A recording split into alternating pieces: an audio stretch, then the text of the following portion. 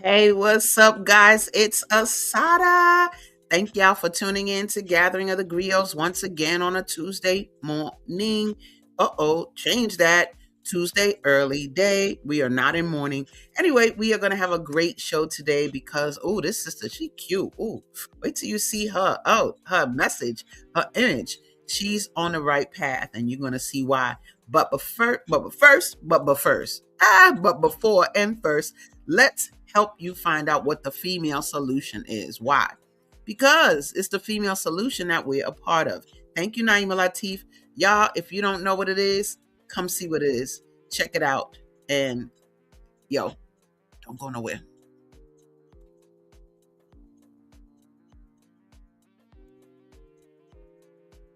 Hold on, y'all. There we go. Women have the power to transform this world. We can end crime and violence if we all agree to do one thing: share.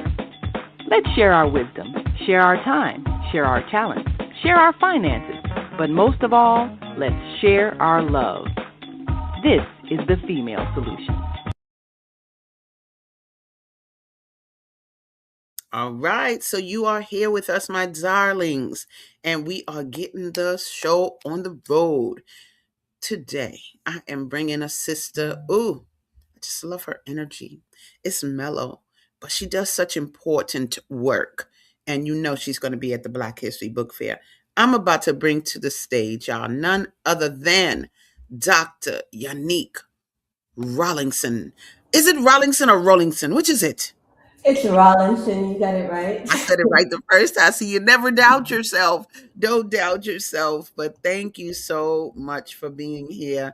I am so happy to have you, girl. Especially because I found out a little bit about you. And that about you part, I was listening to her talk, right? And I was like, where that accent come from? And I don't usually hear accents, but being a New Yorker myself, I was like, she from the East Coast. But better than that, you from Jamaica too. So just tell us a little bit about yourself. Give us a little background. Like from the islands, did you grow up there or in New York? What's up? And where are you now?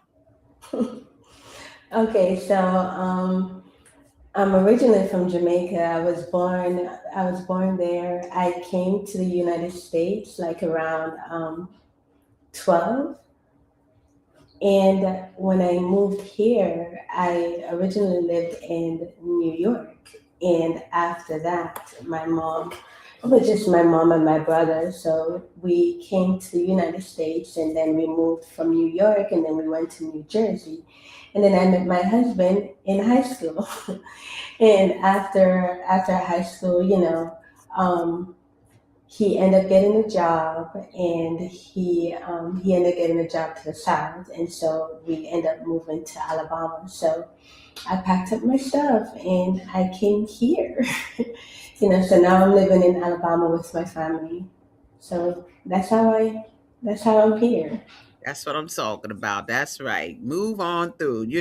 I think that the energy that we get being from the East Coast, we need Hmm. to spread that energy to Of other course, places of because it kind course. of there's a different resilience, there's a different sort of flow. And when we bring that to the South or bring that to Chicago, you just see an energy that's like, oh, who that? What she do? You know. So And it's different because a lot of people, because we don't have a lot of islanders, I should say, where we right. are, people are curious. So it's always great to be different. That's true. That's true because I know when you're in New York, everybody from the islands. My grandmother had boyfriends from Hmm. Barbados, Trinidad, Jamaica, whatever. But when you move, like when I came back to Chicago, I was like, oh my God, African Americans, amazing. What? Yeah, You don't hear no accents or nothing, so it is very different, and yeah. it's a good experience though because you get to see yourself in another light, in a new sort of view. So, anyway, we're gonna get into what you are bringing to the table. Look at this book, y'all. A lamp to their path. Talk about that because you wrote this book not long ago and you're doing a lot of good things in a short amount of time. So talk a little bit about the book and the reason behind why you wrote it. Okay, so I've been an educator in the school system for almost 20 years, right? And while I was in the school system, I saw a lot of things happening. You know, teachers would get burned out. You know, teachers would, you know, they would get stressed. They don't know how to deal with students. They don't know how to deal with parents. The work were, overburdened. It was burdensome. Let's say that. And I've been writing this book for a while, just jotting down notes. And then after, like, I ended up leaving the classroom and I became an instructional coach. So now I was not only working with students, but I was working directly with teachers.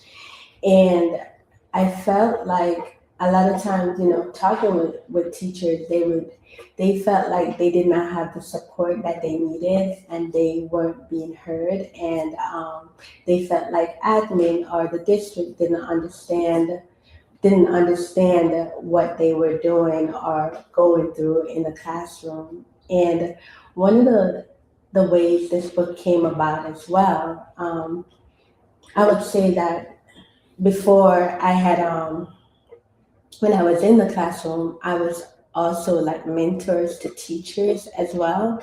And I remember this one teacher, she was new, she was brand new, was thrown into the classroom, And during our break, I was passing her classroom, and I kind of heard like a little whimpering coming from in the class.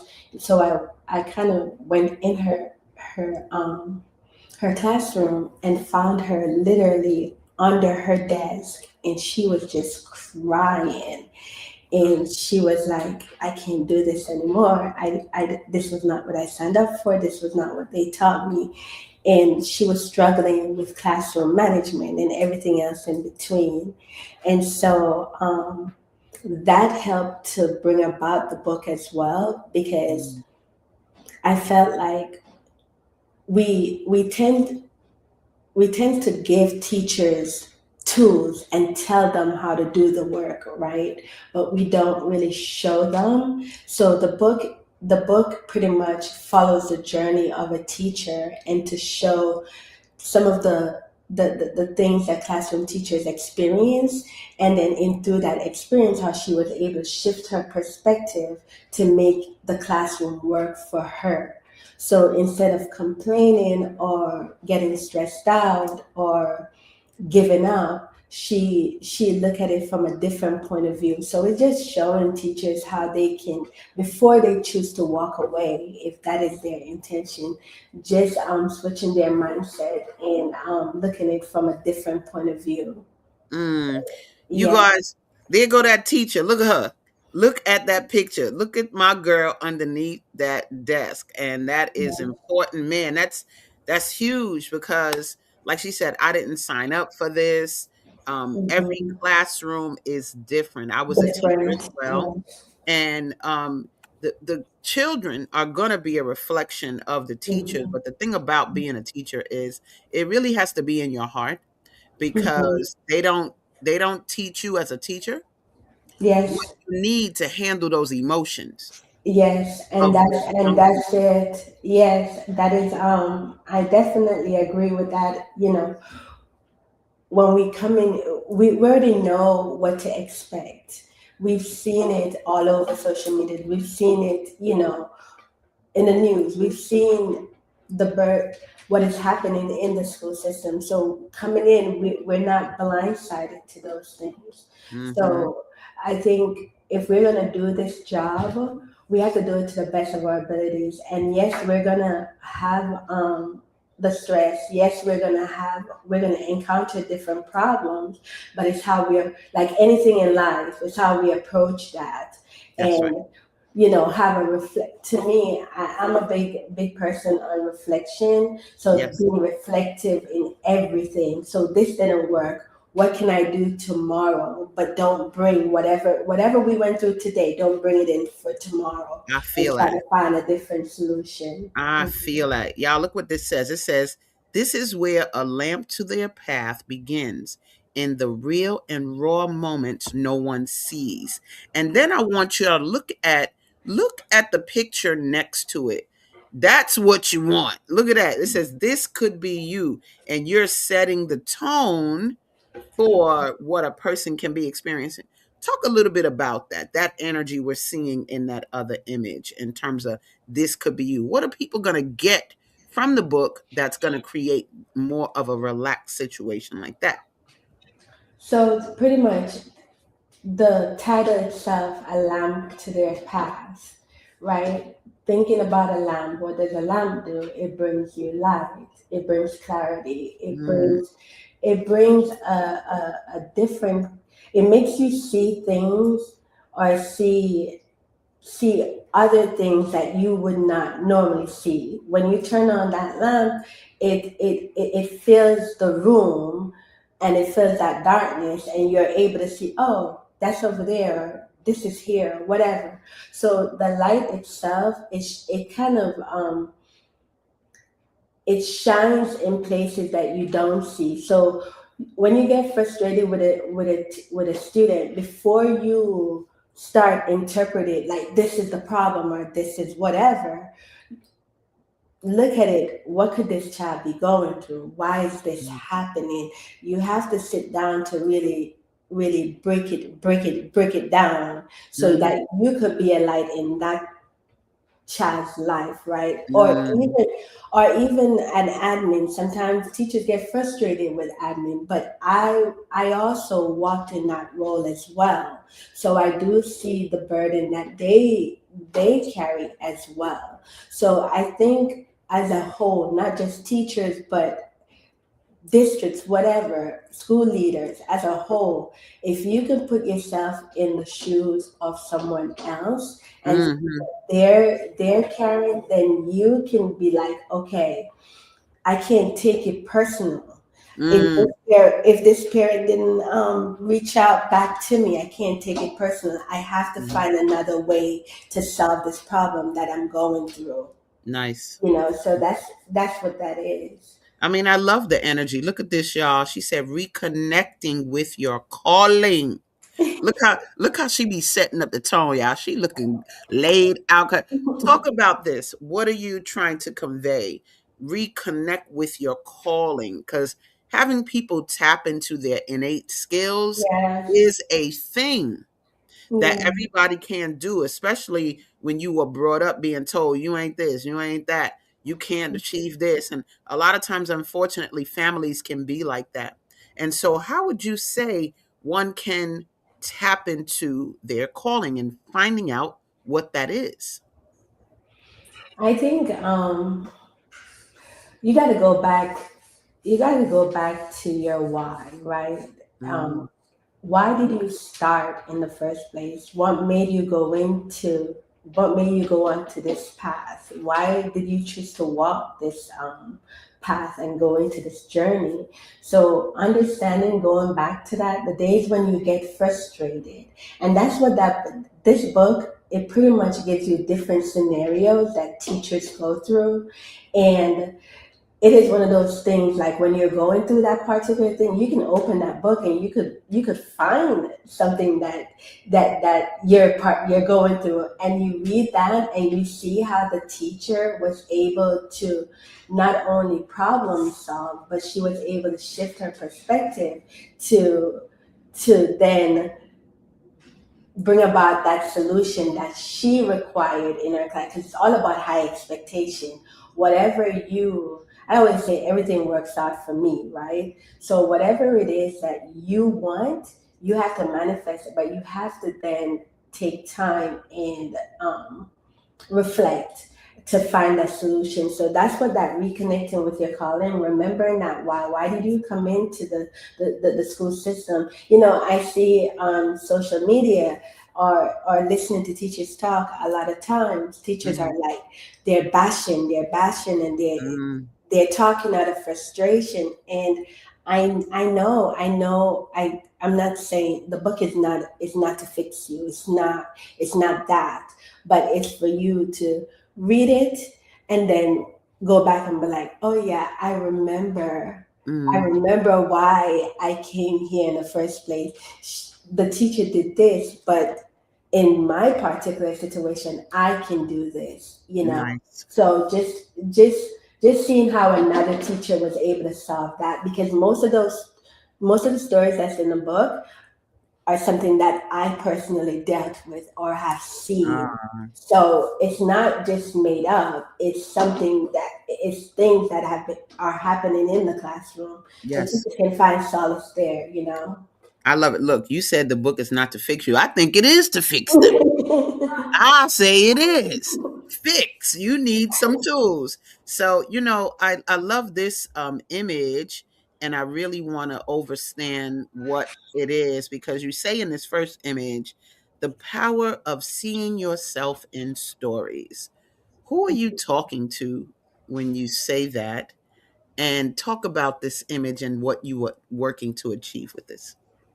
You know, every time as a reading teacher as well, we'll say that students need to see themselves in the stories. If students see themselves in the stories, you know, it doesn't matter. You know, African American, brown students, black students, whatever. When they see themselves, they're able to love themselves and look at themselves in a different light, Mm, right? So it's the same thing for teachers. You like I said, books, there are many books out there that will tell teachers what to do, but they don't show them another way. Like, mm, okay, so you're going through this, but here's another way to look at it. mhm, So if teachers are able to to read the book and connect themselves and see themselves in that story and mhm, know that, you know, I'm not alone.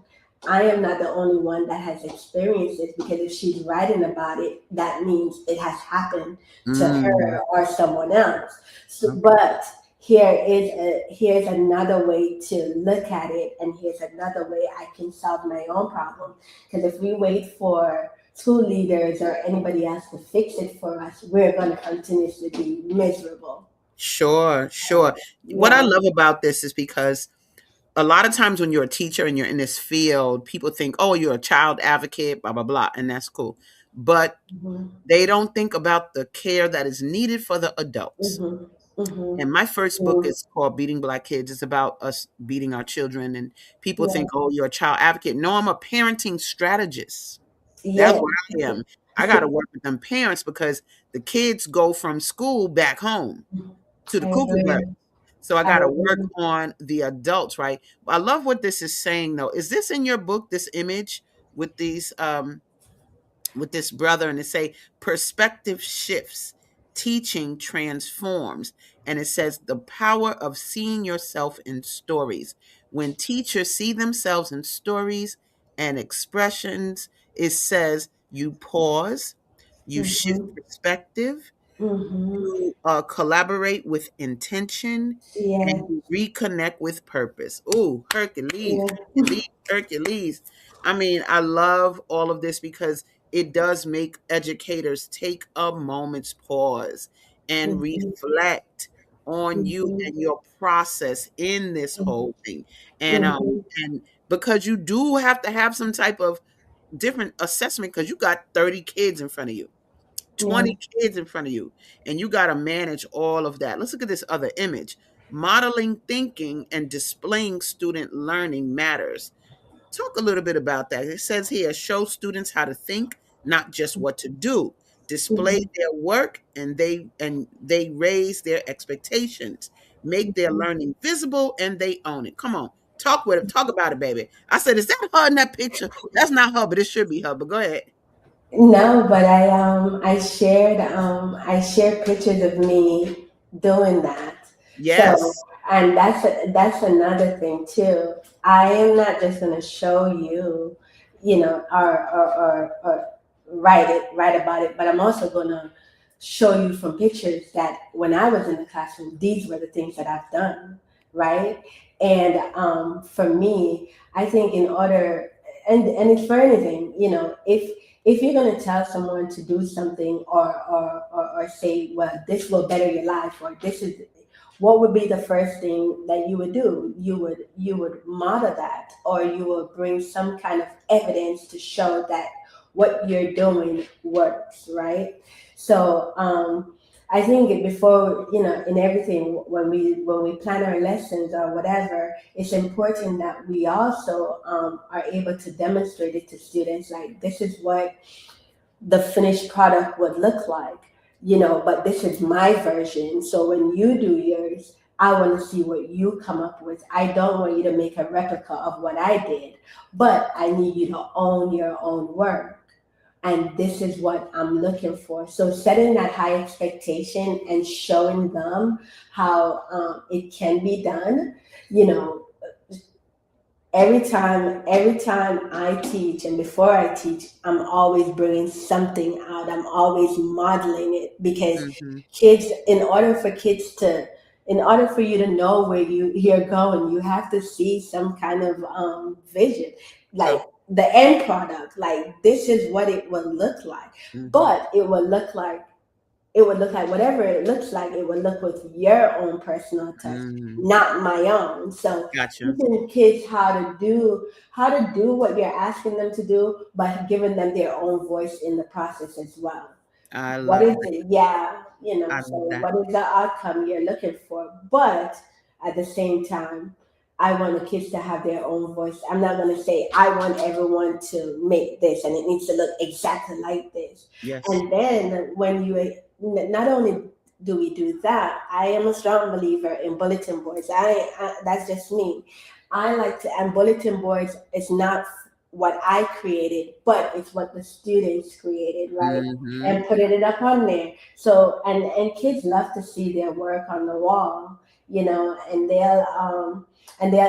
one of the things we do, gallery walks. Kids are able to explain to their peers what they did and why they did it. They Mm-hmm. have to know. It's not just there for decoration, Yes. you Talk know. about it. Cause look, y'all, she for real. I got the evidence. Look, these young students, what did they do in this exercise here?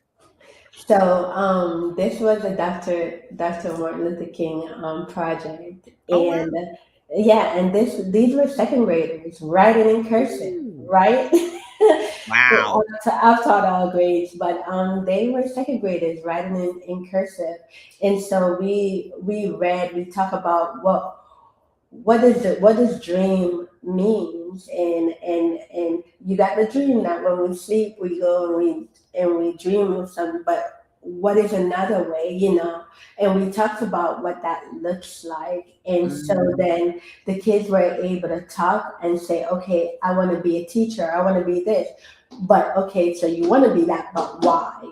So mm, now you have to tell me why you wanna be a teacher, or why you wanna be an engineer, whatever that is.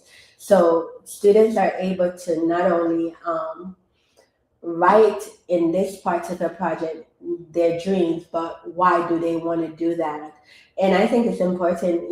I have a particular student now that I'm getting ready to go to her wedding. And ooh, yeah, she's been searching for me, found me on Facebook, and she wow. was like, Miss Rollinson, I really want you to be at my wedding.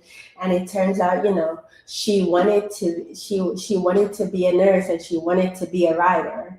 So Mm, she told me, she said, I'm still writing, but I wow. graduated with a nursing degree. Wow. So these kids, to write about their dreams and then be able to live it in the end, even if that's not what they intended, or if Mhm. you want to be an engineer but you end up being a doctor, whatever it is that you end up being, at least you had a goal and something to thrive for, right? To strive for. Mm. So yeah.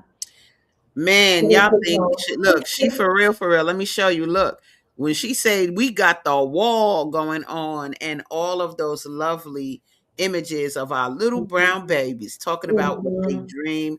This is so great. I actually used to do this as a mom with me and my daughter, and had these type of images on the wall of the things, how we impacted ourselves, how we impacted our groups, how do we Mhm. impact each other as family. And so Mhm. just, but to see it up on the wall, it made so much of a difference. I love seeing this work.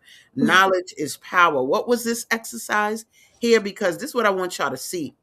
You got, if you work on the students and get them expressing in a different way and thinking in a different way, it actually will impact those parents. You got to do both sides. So what was this particular exercise displaying? So this was a descriptive writing and just showing kids how to write, you in description, just not the vague. Mhm. So again, like I said, modeling that art that you see in yellow, that's me. I told the kids, this is how I see myself, So I created that. And then they were able to then create a piece that looks like them. And then they were able to describe their character or whatever it was that they wanted to write about. And so it was just a descriptive writing activity. If you notice, my modeling is at the side because I'm Mhm. always, if I'm going to give student anything, I'm always and I'm going to demonstrate it right there live. Or I might prepare it the night before, and Okay. then I will bring it in and I'll show them, and I'll talk to them about my process. Why Mhm. did I choose this particular thing? Why did I write this thing? What was I thinking? Or as I read, I was like, ooh, I'm gonna change that because I don't like how that flow. What do Okay. you guys think? So they're seeing it in real time, and then before I go ahead and be like, okay, go ahead and do this. I'm teaching. Go ahead and do it. No, I'm gonna model it, and I'm gonna say, Mhm. okay, this is what it looks like, and this is my final product. Now go ahead and put your voice, your creativity on Mhm. it. Oh, I But at the end of the day, this is our learning outcome. right. Look. I don't care how they get it, Yeah. but Yeah. as long as they meet the learning outcome, that's it. I love You it. know. I love it. Yo, look at this, y'all. What I think is so important is that you're focusing on the teachers and focusing on the students. Like you're Mhm, not taking responsibility for just one group. They work mhm, together, and those teachers used to be students. Like they used mhm, to have the same visions, the same mhm, feelings. Look at this image. I really love this because what does it show? Just that. And so it says, mhm, everyone carries something. Be mhm. understanding intentionally. Intentionally. Oh, come Mhm. on, y'all. Look at that. Same situation. Look at that life. So talk about this in a capsule, and where you, what this displays, because you've said it, but this really illustrates it.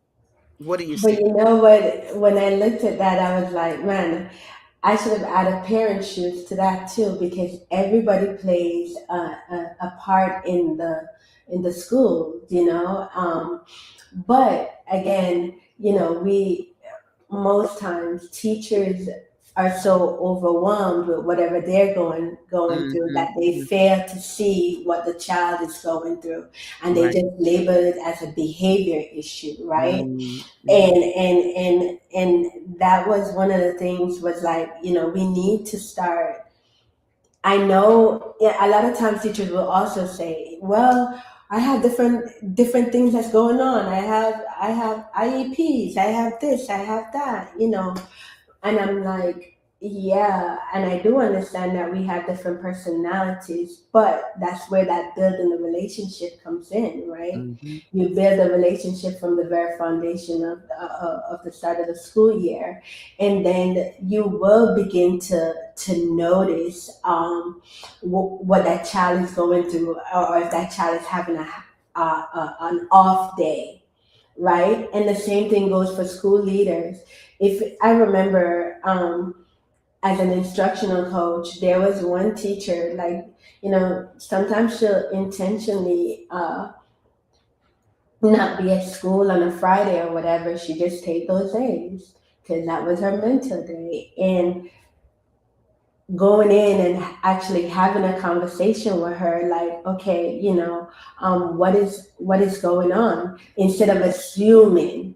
Comes Hmm. to find out, she was going through some personal things in her life. Wow. And that's where, I came in and be like, okay, we can sit down together and we could create. Let me know what you want me to do. I don't want to take over your classroom, but Hmm. tell me what you want me to do so I could ease whatever burden, because by you missing those days, kids are losing instruction, Mm. right? Gotcha. So and I was able to go into her classroom and we worked and collaborate, and she didn't miss those days as often as she used to. Because then she realized that there is somebody on her side, somebody who Mm. see, and that's another thing. Just like they say that kids need to be seen and Mm. heard, Mm. teachers also need to be seen and heard, because they're going through things, and most of the time they can take those frustration out on students, and it's not Ooh. intentional. Mhm. Absolutely. And I like the way you change that, because usually they be talking about children should be seen and not heard. But no, you said children should be seen and heard, which is true. You guys, I love this conversation we're having with Dr. Rolingson. That's right. I like to call you Dr. Yanique, just so you know. But I might It's just fun. I might do interchange them. But we are going to go to a commercial break, you guys. But when we come back, we're going to find out how this sister is expanding. Your book only came out in December, correct? Yes, ma'am. We are going to blow it up. So, you guys, don't go anywhere. We're going to a quick commercial break. But when we come back, we're going to find out more about Dr. Rollinson and the goodness she's bringing to teachers and children. Just stay tuned. Don't go nowhere. We'll be right back. Soulful Chicago Black History Book Fair. Hey family, this is Charles Humphrey of MCH Publishing, and I'm here with Asada, and we at the Soulful Chicago Book what? This is the Soulful Chicago Black History Book Fair, slamming. We getting down in Hyde Park. Just run it down, my sister. Just tell us, for the people, a little bit about what we're doing here today and why. You know, this is the Soulful Chicago Black History Book Fair, and this month is very important. I feel like we don't give it the type of recognition that it needs. But beyond that, I do all things literary, and we have so many ancestors that have taken a tradition of writing and done great things. Well, we have those of us that are carrying on that tradition, and nobody knows about them until now. So the Soulful Chicago Black History Book Fair is allowing us to tell our stories according to ourselves for our own benefit. And it's just beautiful. I mean, she could have been here today if you wasn't here, but if you were, it's been amazing. People came in consistently, children, and we have children's authors, we have nonfiction authors, we have fiction authors. This is really good, and it's about taking our own power in our own hands and doing what we do on the literary tip, though. Right. I gotta work, but I can't help it. Everything going to school. Not just about bring my African shit like this. Bring in the African shit.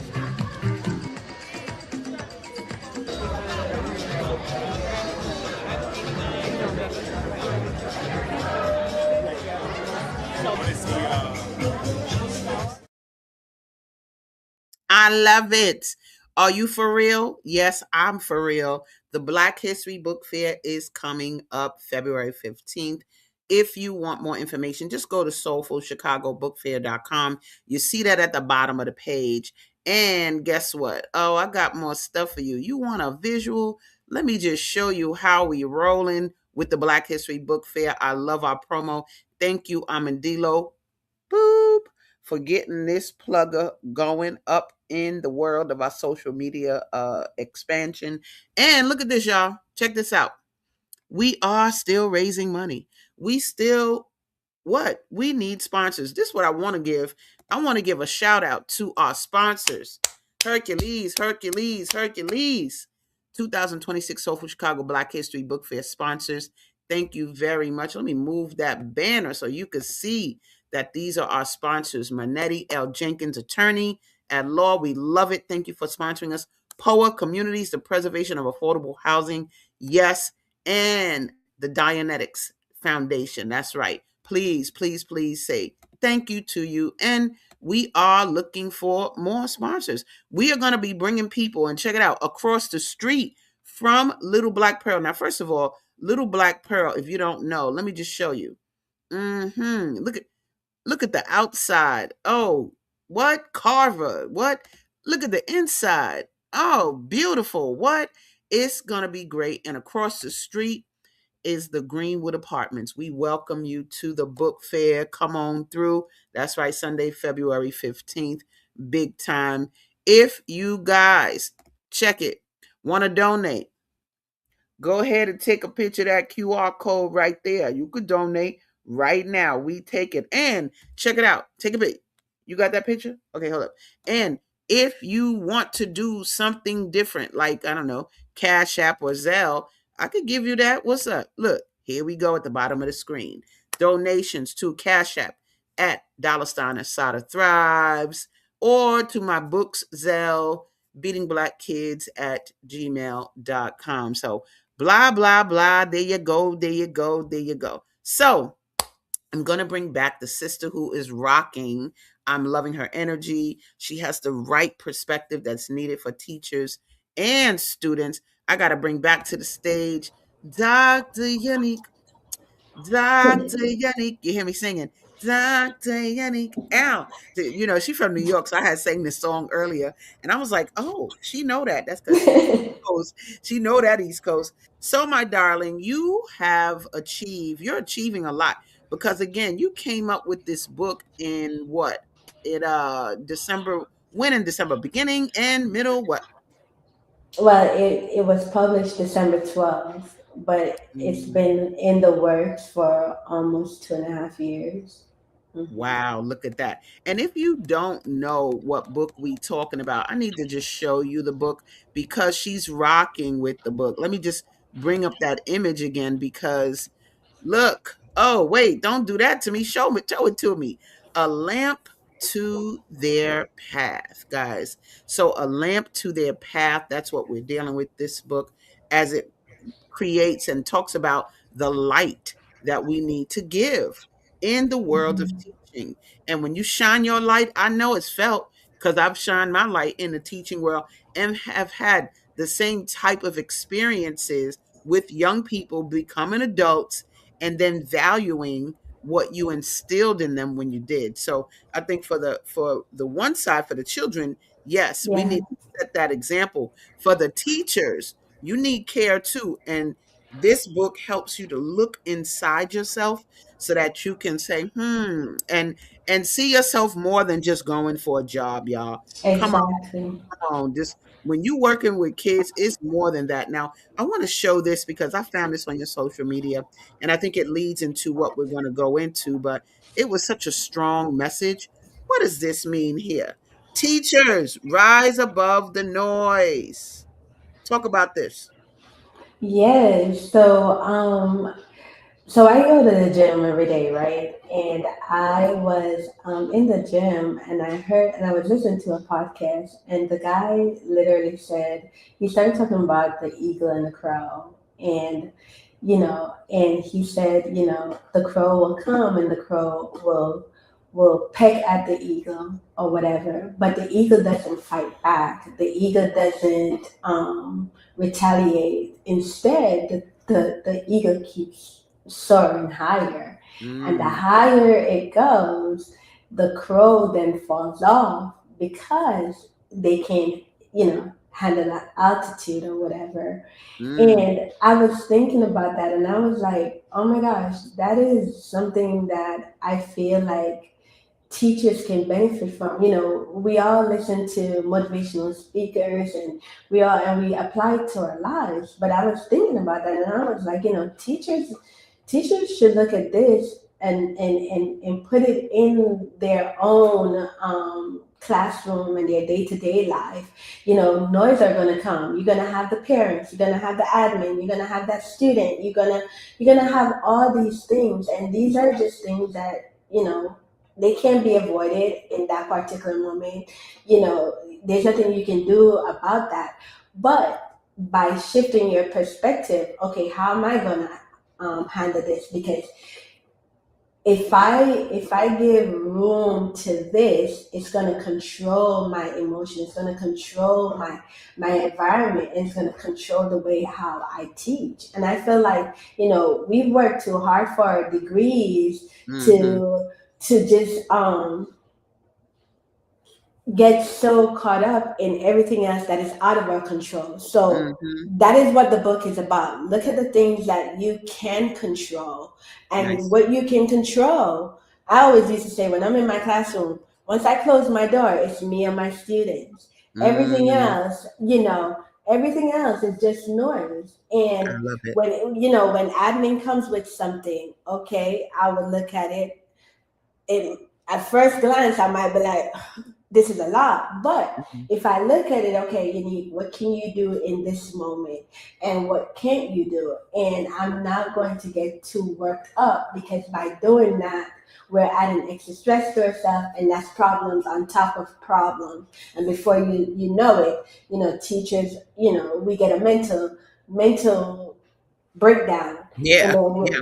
we're leaving our profession, that we've worked so hard and put in all these years in. And Mhm. I'm like, that is what that image is. Focus on the main thing, and let the main thing be the main thing. And the Mm. main thing is the students, because one of the words that I learned in college was "loca parentis," which I really love saying that. And that word means in place of the parents. So when the kids come to school every day, we are in place of the parents. The parents send those students to us, and we cannot change Yeah. their environment, but what we do in our environment is what counts. And I can't go looking, oh, it's the parents' fault. Why this kid? Okay, Unique, what do you need to do to make this learning space conducive to all students? And Mm, that's how I look at that. So that is what mm. when I thought about that, I was like, tune out of noise and keep rising. And Wow. there's gonna be days that you don't. It's not gonna be a perfect day, like anything in life. Mhm. But by reflecting and being reflective, and coming back into the next day, and showing that particular that student that made you mad yesterday, showing him grace, because we all do that, Mm. Show him so grace. Girl, you yeah. have taken the message in your book and taken it and created othernesses. Check this out, y'all. Snap Academy. What SNAP stands for? Talk about what you and why you started this, but what SNAP means. Okay, so when I was going out, and when I was looking for when I decided to leave the classroom and look at leadership positions or whatever, you know how they have you, doing the star method and doing all, and I started thinking about the star method. And the more I thought about that, I thought about the SNAP method. What is SNAP? You know, stop and then notice and act and then plan. And it works, and it just became an idea that, okay, I want to start something that, especially in the world. And one of the things that is happening is a lot of kids are graduating from college, and they're not being, they're not strong readers, or they can't read at all. And so my background is in reading, and so I wanted to work not only with students but also work with parents, because again, you said earlier, parents are the first foundation, right? And if we can get to parents, then we can get those parents to help us in the classroom. So just showing parents as well as students and teachers, stop, look at whatever it is, what is asking you to do, and then notice how you can do that. And then how are you going to formulate, how are you going to act in this process, and then how are you going to plan your next step. So it's a way of just being reflective. Again, like I said, I'm a reflective person, so I'm always looking at anything in the life. I'm always sitting down and reflecting on that to see how I can make it better, and that's how that came about. Look, we got a comment. Look, Faith Jackson said, "Amen." Come on. See, you taking them to church this morning. That's right. Thank you, Faith, for commenting. We appreciate you. So, SNAP is something that all grades, all teachers and students and parents can take part in. So SNAP Academy is for students who are in grades 2 through 6, right? And I Got start with the earlier grade because if we can get them early, we can we can help them later on Mm-hmm. in school. And so, not only that, I also incorporate where I work with parents and provide workshops for parents to be able to help their child at home. Because a lot of times teachers will complain and they'll say, well, the parents didn't do this or the parent, but okay, again, we don't know what the parents know. Mm, So before we come to an assumption and before we jump to any kind of conclusion, we got to look at the whole picture. Okay, can I had a student one time and he was struggling with reading, and when I invited the parent in, turns out he lives with his grandmother, and then it turns out grandma cannot read, and she's in her 70s, so she's trying to keep up with that particular student along with 5 or 6 other grandkids. So she was doing a lot, but she never finished school either. So what do you do in that situation? So those are the things wow. that I'm always saying.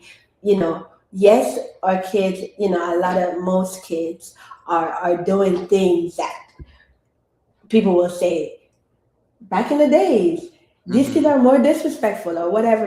Okay, I understand that, and we know this. Mm-hmm. This is the environment that we're in, but how we deal with that situation, how we handle it, how we look at it, is what's going to help us in the moment. Because griping on it without finding a solution to the problem is just creating more problems. So Absolutely. yeah, Absolutely. I don't know if you put this interview on your page on Facebook yet, but do that. Make sure if you haven't of course. already. But I want to show this because people have things to say about you, darling. So let's look at this. And if y'all want to see more about Snap Academy, the website is at the bottom, Snap Academy AL for Alabama.org. Mhm. Okay. But it says here, your book is nothing short of amazing thus far. And I literally love how you put into perspective where our preparation ends. His presence transcends. Of Mhm. course, is not verbatim, but those words saturated my mind and penetrated my heart. It was beautifully articulated. Oh my. Oh my. What are they mentioning? His presence transcends. What are they referring to? And inside of the book, there's a part where the teacher she's prepared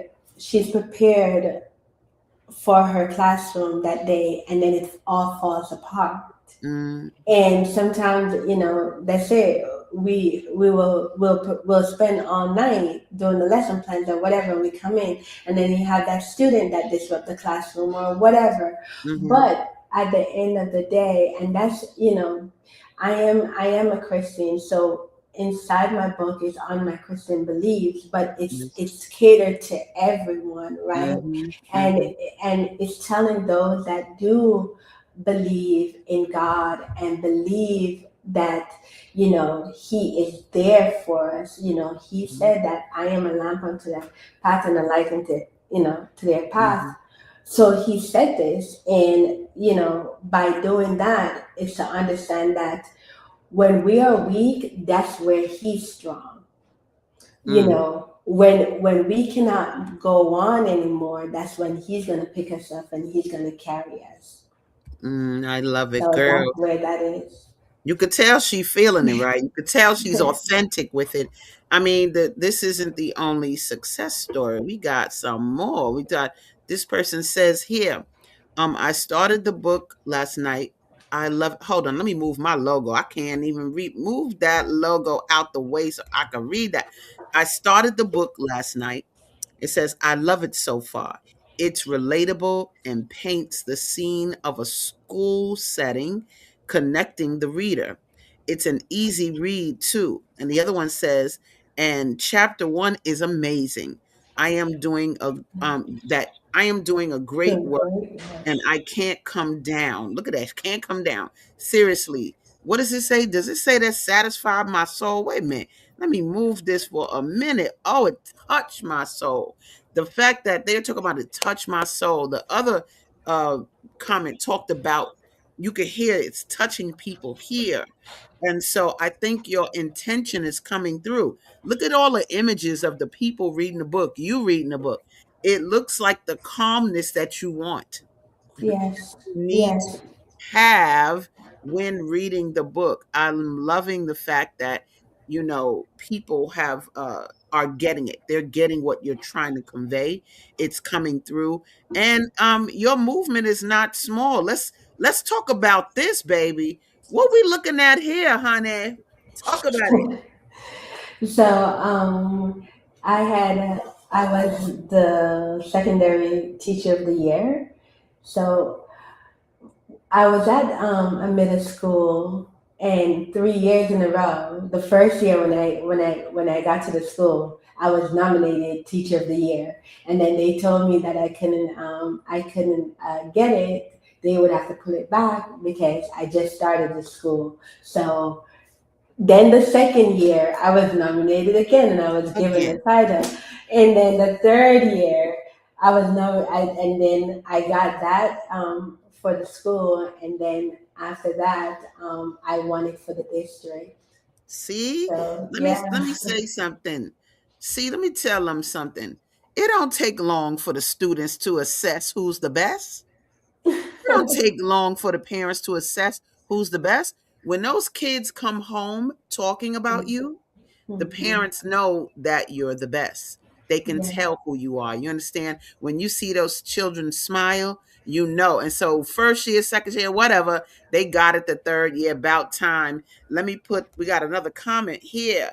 Says, Grand Rising, thank you for sharing your journey. Thank you. That looks like my girl, Deborah. Thank you so much for tuning in and hearing this lovely sister's passion and her journey and sharing of excellence. Now, this is important because our show's almost over, but I got to get this in.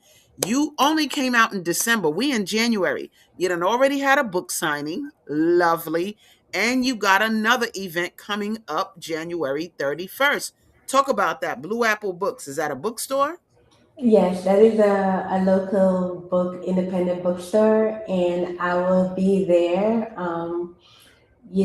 And I will be signing my book and having an opportunity to talk to anyone who works with children and just sharing it with them. Nice. And so you teachers out there, line up and Please. get on there so you can get that lovely sentiment coming from Dr. Yanique, because it sounds so sincere. Even the testimonies sound extremely sincere. And I love what you're doing. I said this on a podcast last night. In Scientology, because I'm a Scientologist, there's one of the lessons I studied was called Create and Confront. And it Mm, talks about how whenever you create and create and create, if you don't confront what you create, it turns to debris. So if I'm mm, painting paintings and painting paintings and painting paintings, but I don't get them out, they're going to pile up in my living room with dust. But if I get them in a yeah. gallery, stand on a corner and sell them, put them up in store, then you confronting it. What you're doing with your book is confronting it.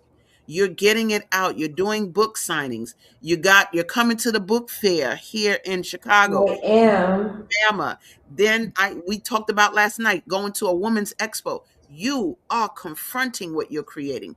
And that is why you're going to be successful. Period, point blank.